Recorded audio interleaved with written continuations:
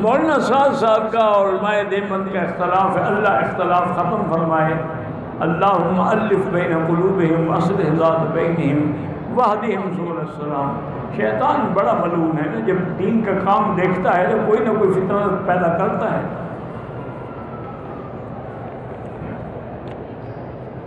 ہیلا کر کے جھوٹ بول سکتے ہیں، کس بات کا ہیلا؟ ہیلا شرعی ہو تو کر سکتے ہو۔ داڑھی کا خلال لازم ہے۔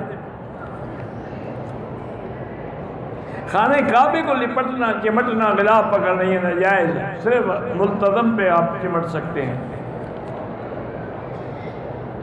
تمام انبیاء اپنے قبروں میں حیات ہیں۔ حجر اسود کا بوسے لینے کا موجودہ طریقہ، آپ کے عقل میں کوئی اور طریقہ ہو تو لکھ کے حکومت کو بھیج دو۔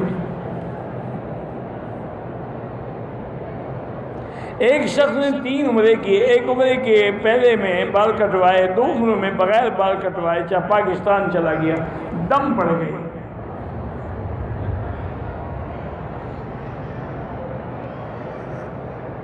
وہ سمجھ لیتے ہیں کہ ایک دفعہ جو اس طرح پھروا دیا تھا بس وہی کافی ہے، تو لہٰذا ایک دفعہ تم نے کھانا کھا لیا، دوسرے دن کھانے کی کیا ضرورت ہے؟ کھانا تو 3 دفعہ کھاؤ لیکن سر نہیں اڑانا۔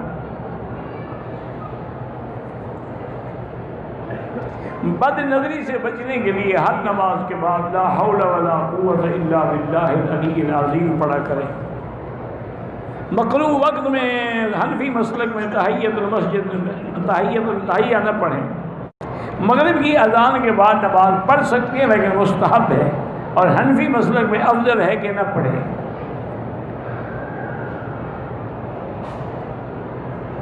میں نے حج کے بعد طواف الوداع نہیں کیا تھا، میں مدینے کے رہنے والا، دم پڑ گئی، آپ دم ادا کریں مکے میں۔